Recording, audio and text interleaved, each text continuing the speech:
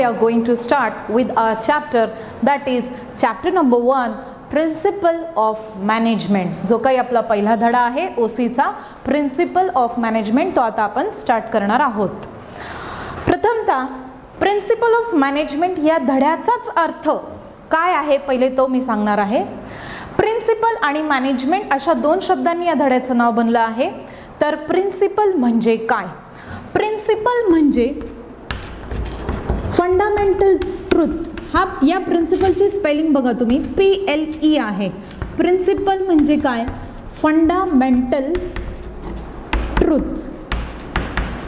Fundamental truth म्हणजे असं truth जे युनिव्हर्सली ॲप्लिकेबल आहे, ज्याला कोणतेही दोन फाटे असे फुटणार नाही, ते असं सत्य आहे.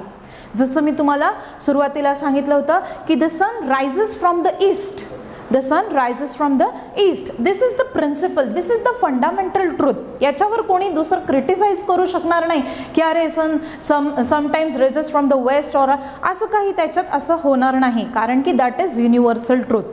तर हे जे काही प्रिन्सिपल आहे त्याचा अर्थ आहे फंडामेंटल ट्रुथ. असं जे सत्य असतं ते युनिव्हर्सली ॲप्लिकेबल असतं किंवा युनिव्हर्सली ॲक्सेप्टेड असतं. तर हे आहे प्रिन्सिपल. प्रिन्सिपल या शब्दाचा अर्थ. आता मॅनेजमेंट या शब्दाचा अर्थ, मॅनेजमेंट म्हणजे काय? आता हा जो मॅनेजमेंट शब्दाचा अर्थ जो आता मी सांगणार आहे तो कोणत्याही पुस्तकात दिलेला नाही आहे. It is self created, so that तुम्हाला अजून बऱ्यापैकी समजणार आहे. तर हे बघा, सगळ्यात पहिले तर या शब्दाला आपण ब्रेक करू. Man, age, men, T. खूपच इंटरेस्टिंग आहे. तुम्हाला एकदा मॅनेजमेंट ह्या शब्दाचा असा अर्थ जर समजला ना, तर तुम्हाला कुठेच म्हणजे कोणत्याही प्रश्नाचं उत्तर लिहिताना तुम्ही जर हे सुरुवातीला लिहिलं तर it will be very impressive for the examiner. तर काय आहे मॅनेजमेंटचं? बघा, मॅनेजमेंट. मॅन म्हणजे सिंगल, एक.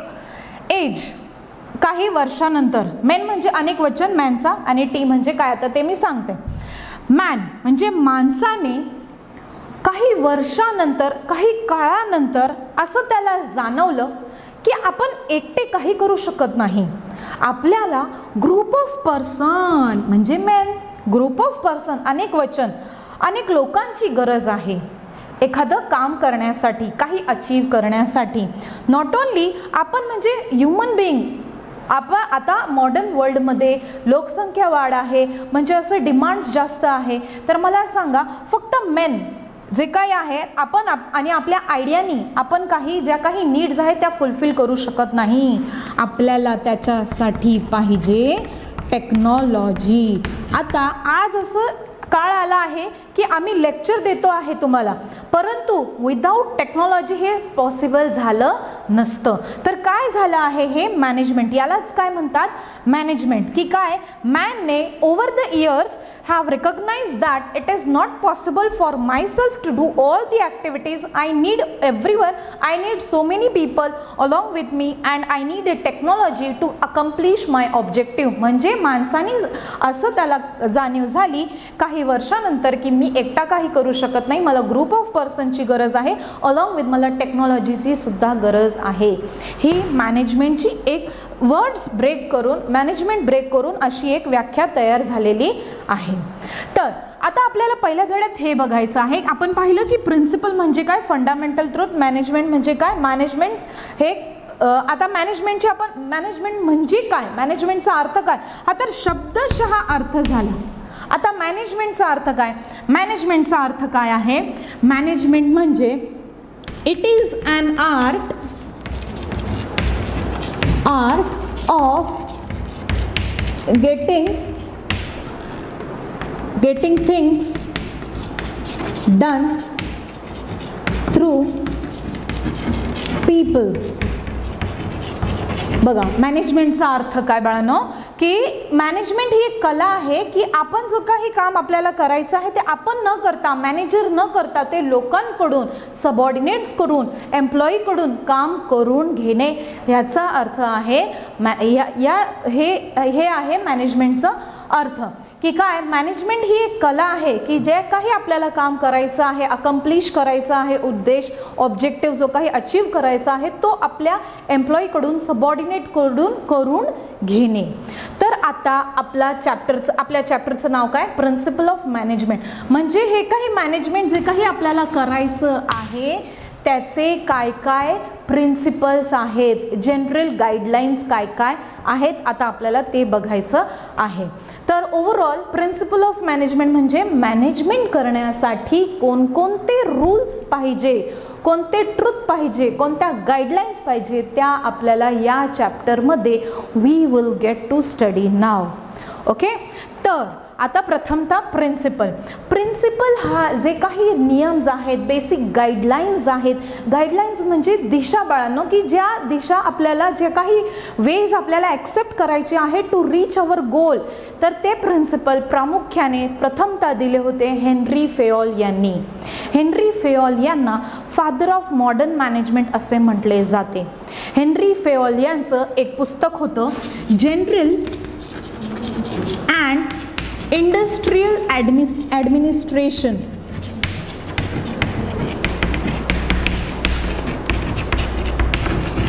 या पुस्तकामध्ये त्यांनी प्रिन्सिपल ऑफ मॅनेजमेंट जे काही 14 प्रिन्सिपल ऑफ मॅनेजमेंट आहे ते त्यांनी या पुस्तकामध्ये दिलेल्या होत्या. 14 प्रिन्सिपल जे काही 14 मॅनेजमेंटची जी तत्वे आहेत ती डिटेलमध्ये त्यांनी या पुस्तकात दिलेली आहेत. हेनरी फेयोल ज्यांना आपण फादर ऑफ मॉडर्न मॅनेजमेंट असं म्हणतो. तर जे काही जनरल अँड इंडस्ट्रियल ॲडमिनिस्ट्रेशन हे जे काही पुस्तक आहे त्याच्यावरून त्यांनी प्रिन्सिपल्स घेतले होते. तर प्रिन्सिपल म्हणजे आता तुम्हाला जवळपास एक आयडिया आली असेल, प्रिन्सिपल म्हणजे रूल्स. प्रिन्सिपल एक थोडक्यात मी सांगते आपल्या भाषेत की प्रिन्सिपल म्हणजे रूल जे मॅनेजमेंट करताना फॉलो करायला पाहिजे. आणि प्रिन्सिपल हे प्रामुख्याने कोणी दिलेले होते, हेनरी फेयोल यांनी. आणि Henry Fayol father of modern management. आता प्रिन्सिपल ऑफ मॅनेजमेंटची गरज काय आहे तुम्हाला माहिती आहे. आपण we have studied in 11th standard the management is applicable everywhere in social life also and in business also. Management is everywhere. We have to manage the things to accomplish our goals. We are not doing our work unnecessarily. Ata I am taking my lecture. My objective is that students should get the topic. That is my objective. तर काहीतरी objective असल्यावरच माणूस काम करत असतो. तर पण management असेल तर आपण जे काही ऑब्जेक्टिव्ह आहे ते अचीव करू शकतो. समजा आपल्याला आपली एखादी कंपनी आहे, आपल्याला मटेरियल पाहिजे, मशिनरी पाहिजे, काम करायला लेबर पाहिजे, हे सगळं पाहिजे. अलॉंग विथ दॅट आपल्याला मॅनेजमेंटसुद्धा पाहिजे. समजा मटेरियल आहे, everything we have, but we don't have management, everything will be mess. मॅनेजमेंट नसेल तर आपलं जे काही काम आहे ते अचीव होऊ शकत नाही. तर त्या प्रकारे मला सांगायचं आहे की management is one of the factor of production that we have studied in 11th standard also, की management is that much important. तर मॅनेजमेंटचे काही रूल्स असतात. तर ते आपल्याला आता जे काही मॅनेजमेंटचे जे प्रिन्सिपल आहेत ते मॅनेजमेंटचे प्रिन्सिपल आपल्याला आता स्टडी करायचे आहेत. तर मॅनेजमेंटचे प्रिन्सिपल्सचे नेचर म्हणजे काय, आता नेक्स्ट आपण घेणार आहे प्रिन्सिपल ऑफ मॅनेजमेंटचा सब टॉपिक, तो म्हणजे नेचर ऑफ मॅनेजमेंट.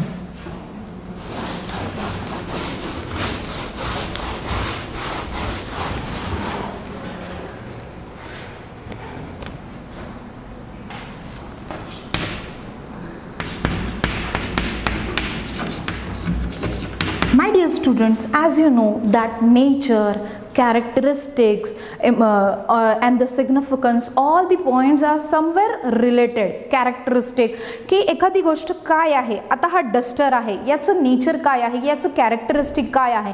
आता एखाद्याला सांगितलं की what is the nature and characteristic of this duster, तर आता एकदम सोपं, काही माहीत नाही, duster is of grey colour.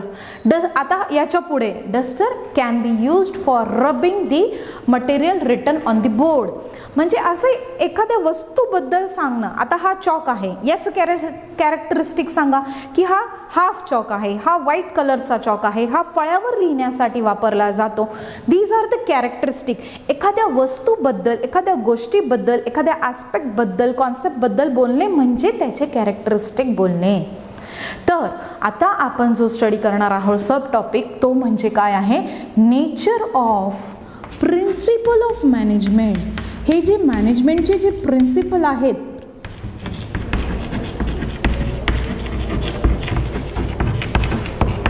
हे जे मॅनेजमेंटचे जे प्रिन्सिपल आहेत यांची कॅरेक्टरिस्टिक काय आहे, हे काय असतात, कसे असतात.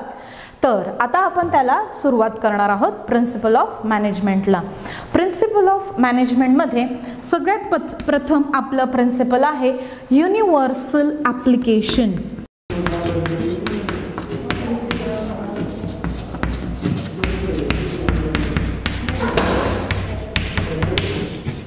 हे आपलं first nature of principle of management आहे. तर प्रिन्सिपल ऑफ मॅनेजमेंटचं कॅरेक्टरिस्टिक काय आहे की हे जे काही युनिव्हर्सल इन ॲप्लिकेशन आहे आणि जे काही विविध प्रकारचे nature of principle of management आहे. विद्यार्थी मित्र हो, आपण हे पुढच्या भागात पाहू. सो स्टुडंट्स, आता आपण या भागात nature of principle of management बघणार आहोत. जसं मी तुम्हाला सांगितलं होतं, नाव युनिव्हर्सल इन नेचर हा आपला फर्स्ट नेचर आहे. नेचर जसं सांगितलं, नेचर कॅरेक्टरिस्टिक आणि फीचर हे तिन्हीही सेम आहेत.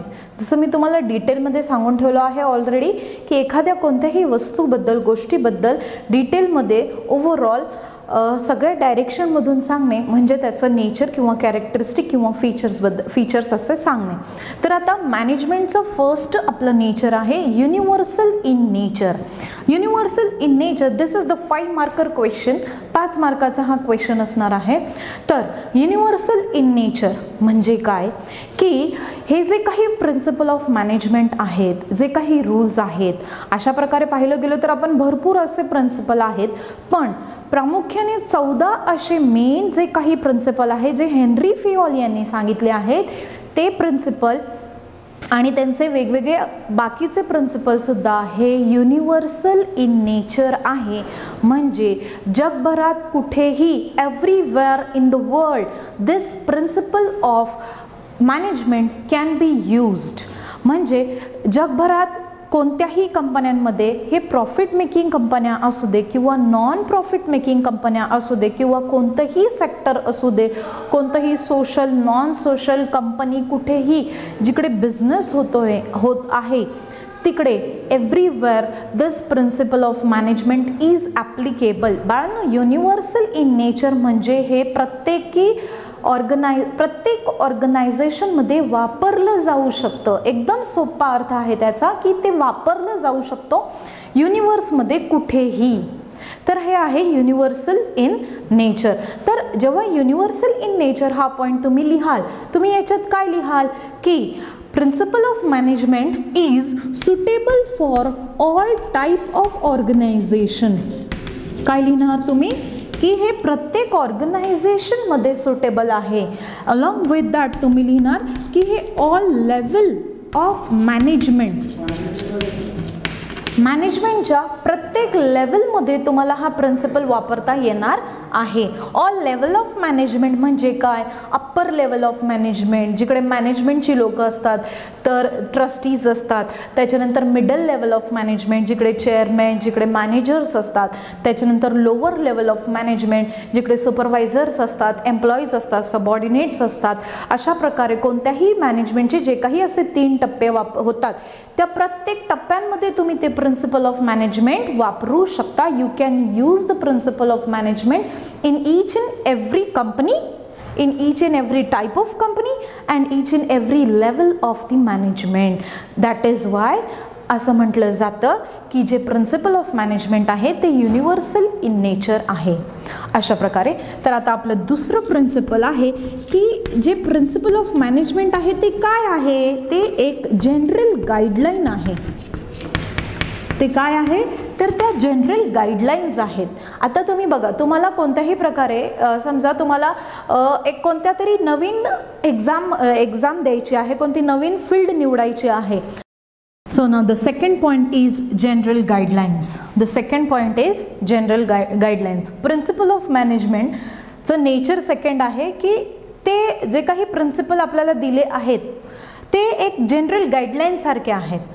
जनरल गाईडलाईन्स म्हणजे काय की गाईडलाईन्स आपण केव्हा फॉलो करतो, when we don't know anything and we have to follow the guidelines to reach our object.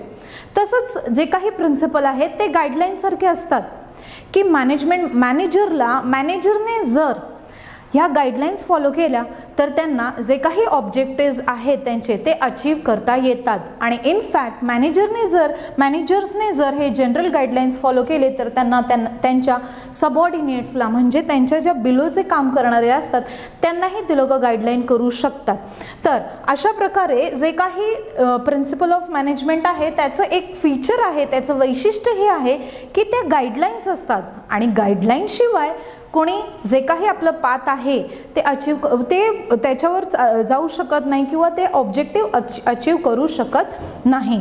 तर हे जनरल गाईडलाईन्समध्ये काय होईल की जे काही डिसिशन मेकिंग आहे, तुम्ही काय लिहिणार या पॉईंटमध्ये, जनरल गाईडलाईन या पॉईंटमध्ये की प्रत्येक लेवलमध्ये डिसिशन घेणं इम्पॉर्टंट आहे आणि decision not only taking decision but taking the decision on time, this is important. So all levels of management, प्रत्येक मॅनेजमेंटमधले जे काही प्रत्येक लेवलच्या मॅनेजमेंटमधले जे काही मॅनेजर्स आहेत ती लोक डिसिशन पटकन घेऊ शकतात. They can take the decision immediately whenever they will need some directions. So आणि ते कसं शक्य आहे, ते शक्य आहे with the help of principle. तर हे झालं, हे वैशिष्ट्य आहे या प्रिन्सिपलचं की डिसिशन घेणं शक्य होतं. मग त्याच्यानंतर आहे जे काही पुढचं नेचर आहे की जे प्रिन्सिपल्स आहेत म्हणजे हे जे काही प्रिन्सिपल्स जे तयार झाले आहेत ते principles are formed with practice and experiments. म्हणजे जे काही 14 प्रिन्सिपल हेनरी फेयॉल यांनी तयार केले आहेत ते 14 principle at a certain point आणि असे ॲब्रप्टली काय तयार झालेले नाहीत.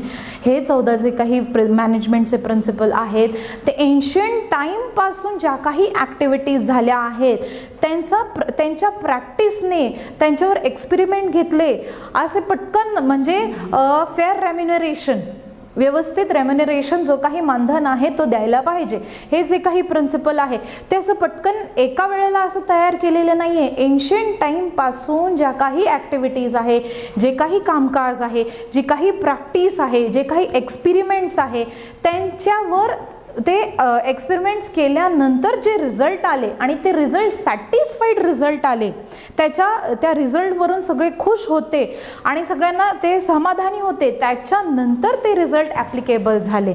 तर जे काही प्रिन्सिपल्स आहेत ना ते हेनरी फेयॉलचे जे काही 14 प्रिन्सिपल्स आहेत तर हे वैशिष्ट्य आहे, हे नेचर आहे की प्रिन्सिपल ऑफ मॅनेजमेंट ते प्रॅक्टिसने आणि एक्सपेरिमेंटने तयार झाले आहे. ॲब्रप्टली सर्टन ते प्रिन्सिपल तयार झालेले नाही. तर हा एक वैशिष्ट्य आहे प्रिन्सिपल ऑफ मॅनेजमेंटचं की जे काही मॅनेजमेंटचे प्रिन्सिपल आहेत ते प्रॅक्टिसने आणि एक्सपेरिमेंटने जे काही म्हणजे विविध जे समजा जे काही प्रिन्सिपल्स आहेत ते त्यांनी केव्हा अप्लाय केले जेव्हा त्यांना प्रूफ केलं आणि वेगवेगळ्या कंडिशनमध्ये, वेगवेगळ्या ऑर्गनायझेशनमध्ये, वेगवेगळ्या सिच्युएशनमध्ये प्रत्येकी ठिकाणी ते प्रूफ केले, त्यानंतरच त्यांनी ते अप्लाय केले. म्हणून हे एक वैशिष्ट्य आहे की ते विथ प्रॅक्टिस आणि एक्सपेरिमेंट ते प्रूफ झालेले आहे. आणि चौथं प्रिन्सिपल ते प्रिन्सिपल ऑफ मॅनेजमेंटचं एक वैशिष्ट्य आहे की ते फ्लेक्झिबल इन नेचर आहे. My dear friends, the principle of management, the principles are not rigid, they are flexible in nature.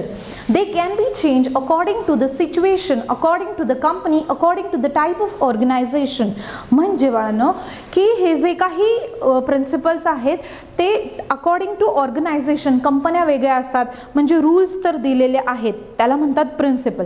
मग ते रूल्स प्रत्येकीकडे अप्लाय करायचेच असं आहे का? नाही, ते चेंज होऊ शकतात, ते फ्लेक्झिबल आहे इन नेचर.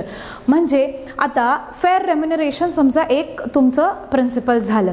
आता फेअर रेम्युनरेशन त्यांना व्यवस्थित त्यांचा अकॉर्डिंगली त्यांनी जेवढं काम केलं आहे 8 तास 9 तास तेवढं त्यांना पगार दिलाच पाहिजे. But it is not applicable everywhere because some organizations having limited financial condition, that is why they cannot pay that much to that same worker which large scale business will pay. म्हणजे त्या एका एम्प्लॉईला समजा त्या फर्मची condition financial condition अशी एवढी चांगली नसेल तर ते लोक देऊ शकत नाही. म्हणजे काय, आपण जे फेअर रेम्युनरेशनचा जो काही प्रिन्सिपल होता तो इकडे अप्लाय कमी केला. असं चालतं का? तर येस, कारण की जो प्रिन्सिपलचं वैशिष्ट्यच हे आहे की ते फ्लेक्झिबल इन नेचर आहे. जेव्हा जसं लागतं ते ॲडॅप्टेबल इन नेचर आहे. म्हणजे ते अकॉर्डिंग टू सिच्युएशन ते चेंज होत राहील. काय? तर ते प्रिन्सिपल 14चे 14 प्रिन्सिपल आहेत इम्पॉर्टंट. पण कोणतं प्रिन्सिपल अप्लाय करायचं, कोणतं किती इम्पॉर्टंट आहे, आपल्या फर्मची कंडिशन कशी आहे, हे सगळं बघून आपण ते प्रिन्सिपल अप्लाय करू शकतो. तर आता आपण काय पाहिलं विद्यार्थी मित्र हो, की आपण काय पाहतोय की मॅनेजमेंटचे जे प्रिन्सिपल आहेत ते कसे असतात, ते काय असतात, त्यांचं नेचर काय, त्यांचं कॅरेक्टरिस्टिक काय. तर ते काय आहे? ते युनिव्हर्सल इन नेचर आहे. मग ते जनरल गाईडलाईन्स आहे जे प्रिन्सिपल आहेत. मग ते प्रिन्सिपल कसे आहेत? ते असेच तयार झाले नाही एका झटक्यात, ते प्रॅक्टिसने एक्सपेरिमेंटने तयार झालेले आहेत. आणि जे प्रिन्सिपल आहेत ते कसे आहेत? ते फ्लेक्झिबल इन नेचर आहे. म्हणजे ते रिजिड नाही आहे. ते जसं जे प्रिन्सिपल सांगतायत तसंच्या तसं आपल्या मॅनेजमेंटला फॉलो करणं हे शक्य नसतं. तर आपण ते आपल्या परिस्थितीनुसार किंवा आपल्या फायनान्शियल कंडिशननुसार, आपल्या नेचर ऑफ बिझनेसनुसार आपण ते चेंज करू शकतो. मग नेक्स्ट प्रिन्सिपल आहे 5वं, कॉज अँड इफेक्ट रिलेशनशिप.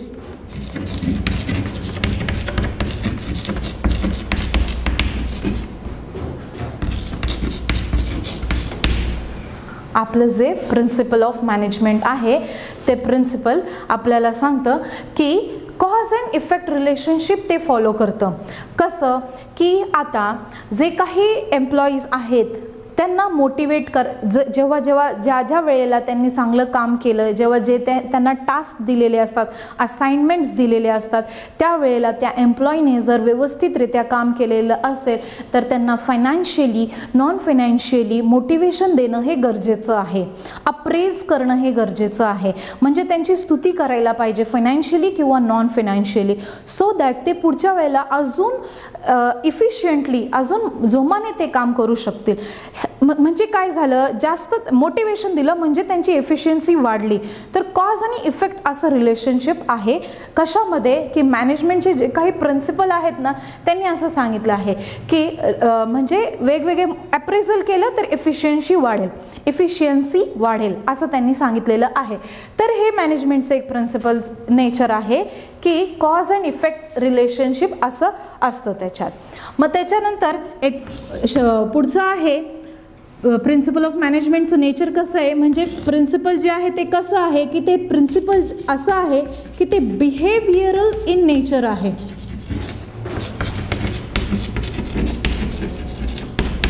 म्हणजे मॅनेजमेंटमुळे हा जो प्रिन्सिपल आहे जे अप्लाय करायचे आहेत, ज्याच्यामुळे आपली कंपनी ज्याच्यामुळे आपलं ऑर्गनायझेशन उद्दिष्ट अचीव करणार, ते प्रिन्सिपल जे वापरणार आहेत त्याचं नेचर काय आहे? त्याचं नेचर हे आहे की ते बिहेवियरल इन नेचर आहे.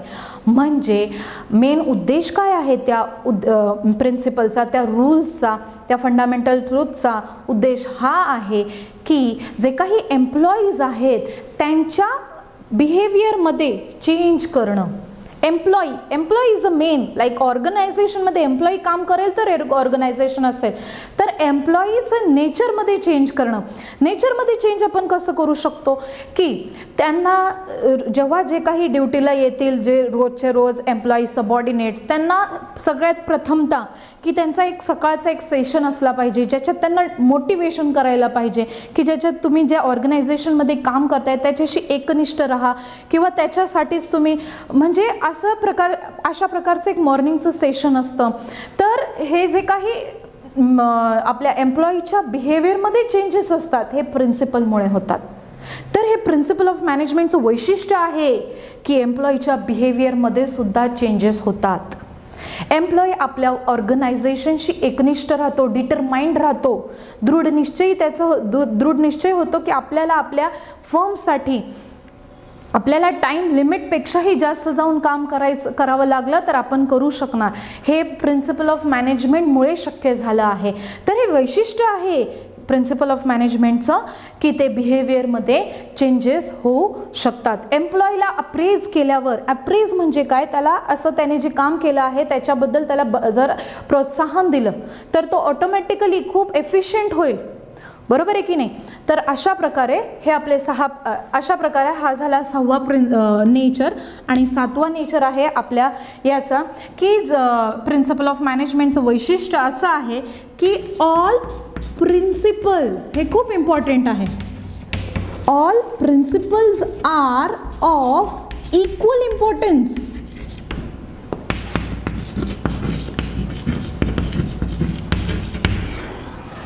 आता जोपर्यंत तुम्हाला ना बाळांनो प्रिन्सिपल माहीत नसेल ना तोपर्यंत ते कसे असतात प्रिन्सिपल ते थोडं समजणं कठीणच जाईल. परंतु मी काय सांगतेय की all principle are of equal importance. समजा तिकडे 14 प्रिन्सिपल आहेत तर ते 14चे 14 principle, all 14 principles are of equal importance. For example see there is a division of work. Division of work means जे काही वर्क आहे त्या कामाचं विभाजन केलं पाहिजे. आता डिव्हिजन ऑफ वर्क बरोबरच लगेच येतं स्पेशलायझेशन. जेव्हा आपण कामाचं विभाजन करू तर ते ज्या आपल्याला जे काही काम दिलं आहे, 4 व्यक्ती आहेत, ABCD, एक अख्खं काम आहे, त्याचे 4 जण आहेत, ABCD. आणि कोणत्याही ऑर्गनायझेशनमध्ये वेगवेगळे काम असतात. समजा प्रोडक्शनचं काम आहे, प्रोडक्शन वस्तू तयार करायला, मग त्याच्यानंतर डिस्ट्रीब्युशनचं काम येतं, मग त्याच्यानंतर मार्केटिंगचं काम येतं, मग ॲडव्हर्टायझिंगचं काम येतं. जर 4घांना 4 वेगवेगळे काम दिले तर ती लोक त्या कामात स्पेशलाइज होतील, त्यांना त्या कामाबद्दल जास्त नॉलेज असेल. ओव्हरऑल इन ऑल डायरेक्शन तुम्ही त्यांना काहीही विचारा. समजा प्रोडक्शनच्या माणसाला तुम्ही विचारलं किती प्रोडक्शन झालं, किती स्टॉक आहे, किती काय आहे, हे तो लगेच सांगू शकेल, कारण की he is handling only production department. जर हा एकच माणूस सगळं काम करतोय, जर तुम्ही त्यांना विचारलं की ॲडव्हर्टाइजमेंटमध्ये यावर्षी किती खर्च केला, तो त्याच्या डोक्यात ऑलरेडी प्रोडक्शनची कामं असेल, डिस्ट्रीब्युशनची असेल, मार्केटिंगची असेल, मग ॲडव्हर्टाइजमेंटची असेल, तो उत्तर देईल, पण वेळेवर नाही देणार, तो खूप वेळ लावणार त्याच्यासाठी. आणि आपल्याला बिझनेसमध्ये लगेच क्विक डिसिशन घेणं गरजेचं आहे. तर क्विक डिसिशनसाठी आपल्याला जे काही काम आहे त्याचं विभाजन करायला पाहिजे. बाळांनो, मी हे जे काही सांगते ना, कामाचं विभाजन करा, मग त्याच्यामुळे स्पेशलायझेशन होईल, मग एम्प्लॉईंना अप्रेज करा, मग त्यांना फेअर रेम्युनरेशन द्या. आता हे काय झाले, हे 4 प्रिन्सिपल झाले. 14 मधले हे 4 आताच असेच सांगून टाकले. तर ते प्रिन्सिपल आहेत, हे प्रिन्सिपल असतात. आता मला सांगा, ह्या प्रिन्सिपल्समधले एकही प्रिन्सिपल जर बाजूला केलं, म्हणजे ते अप्लाय नाही केलं तर चालेल का? फेअर रेम्युनरेशन नाही दिलं तर चालेल का? नुसतं अप्रेज करायचं, हो तुम्ही खूप छान काम केलं, तुम्ही वेळेपेक्षा जास्त बसलेत, काही नाही, फक्त त्यांना तोंडी असं ओरली असं त्यांचं अप्रेझल करायचं. Is it okay? No, all the time it will not be okay. They need sometimes financial appraisal. Financial appraisal सुद्धा पाहिजे असतो. It is like human nature. Everyone is waiting for the bonus. Why?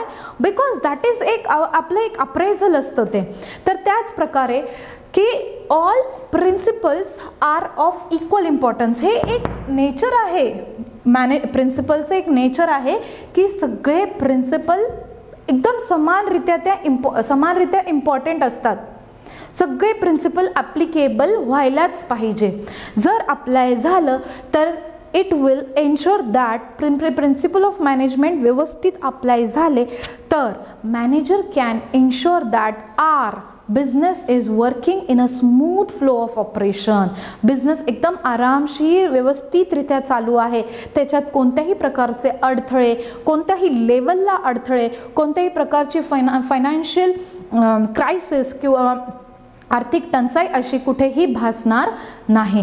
तर हे आहे आपले विविध प्रकारचे nature of principle of management. एकदा थोडक्यात परत सांगते की जे काही प्रिन्सिपल ऑफ मॅनेजमेंट म्हणजे मॅनेजमेंट चालवण्यासाठी जे काही रूल्स आहेत ते रूल्स कसे असतात, तर ते रूल्स अशा प्रकारे असतात. तर ते रूल कसे असतात, प्रथमतः ते रूल युनिव्हर्सल इन नेचर असतात. ते कुठेही ॲप्लिकेबल करू शकतो आपण, कोणत्याही बिझनेस ऑर्गनायझेशनमध्ये कोणत्याही लेवलला आपण ते रूल्स किंवा प्रिन्सिपल्स अप्लाय करू शकतो.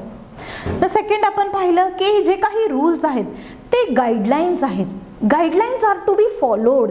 गाईडलाईन्स काय असतात, जे आपण फॉलो करतो जेव्हा आपल्याला काही माहीत नसतं.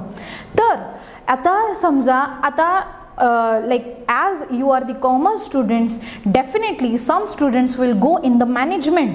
तुम्ही विद्यार्थी काही मॅनेजमेंट स्टडीजमध्ये पुढे जाणारच आहात. तर तुम्ही मॅनेजमेंट स्टडीजमध्ये जाणार त्यावेळेला after doing the management studies तुम्ही एखादा बिझनेस मे बी स्टार्टअप करणार. तर आता बिझनेस स्टार्टअप केल्यानंतर स्टार्ट करणार, as I am saying start करणार, तुम्ही एक्सपिरियन्स नसणार. तर स्टार्ट करायच्या वेळेला तुम्हाला काहीतरी गाईडलाईन्सची गरज असते की मी जो काही बिझनेस स्टार्ट करणार आहे तो सक्सेसफुल व्हायला पाहिजे. तर त्या गाईडलाईन तुम्हाला देणार कोण, ते प्रिन्सिपल ऑफ मॅनेजमेंट देणार. मॅनेजमेंटची स्टडी करा व्यवस्थित, तुम्ही कोणताही जो काही बिझनेस आहे तो तुम्ही सक्सेसफुल करू शकता. तर कशा प्रकारे तुम्ही बिझनेस स्टार्ट केला, कशा प्रकारे तुम्हाला कुठून गाईडलाईन्स मिळाल्या, तर त्या प्रिन्सिपल ऑफ मॅनेजमेंट स्टडी केल्यामुळेच ना. तर तेच सांगते ना इकडे की जनरल गाईडलाईन्स आहेत या. त्याच्यानंतर या ज्या काही प्रिन्सिपल ऑफ मॅनेजमेंट हे काय आहे, तर हे जे काय प्रिन्सिपल्स तयार झाले आहेत ते एका झटक्यात असे पटकन तयार नाही झाले आहेत. ते भरपूर प्रॅक्टिसने 1-2 वर्षात 1-2 वर्षाच्या अभ्यासाने नाही झाले. हे एन्शियंट टाईमपासून जे काही काम चालू आहे, जे काही एक्सपिरियन्सेस आहे, management it is not a small concept.